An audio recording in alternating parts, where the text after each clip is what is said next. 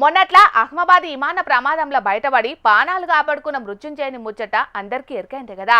వందల మంది జీవించిన ఒకే ఒక్కడు కూలిన విమానంలకెంచి పానాలతోని బయటపడ్డాడని దునియా అంతటా మస్తు ముచ్చట్లు చెప్పుకున్నారు ఆయన గురించి. ఇగో గిప్పుడు సుతం గసంటి ముచ్చటే మళ్ళోటి పట్టుకొచ్చిన మన జోర్దాలకి. చలో చూడుండ్రిగా.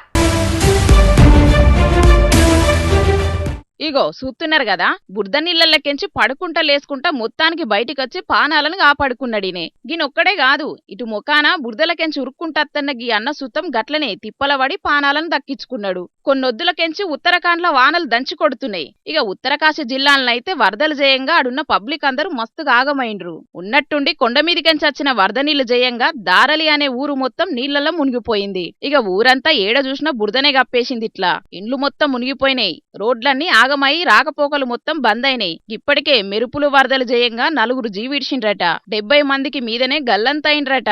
అయితే ఆ బురద నీళ్ళల్లో చిక్కుకుపోయిన గీళ్ళిద్దరు మాత్రం మొత్తానికి బతికి బయటపడ్డారన్నట్టు. గీళ్ళిద్దరికింకా భూమి మీద నూకలు తినే బాకు ఉన్నట్టున్నది కాబట్టికే గంత పెద్ద ప్రమాదం జరిగినా ఎట్లనో గట్ల బయటపడి పానాలు దక్కించుకున్నారు ఇద్దరు. గిళ్ళ కిస్మతేదో మంచిగుండేవట్టికే పానాలతోని బయటపడ్డరు. కానీ పాపం గీ వరదలు జయంగా ఆడున్నోళ్ళంతా మస్తు గోసపడుతున్నారు. దేవభూమిగా పేరువైన ఉత్తరాఖండ్ రాష్ట్రంలో ఇప్పుడు ఆకస్మిక వరదలు జయంగా అక్కడి జనాలు మస్తు తిప్పలబడుతున్నారు. మరిగా దేవుని దయ వల్ల జల్దిన గీ వరదలు తగ్గుముఖం బట్టి అక్కడి ప్రజలంతా పైలంగుండాలని మన జోర్దార్ తరపున కూడా కోరుకుంటున్నాం.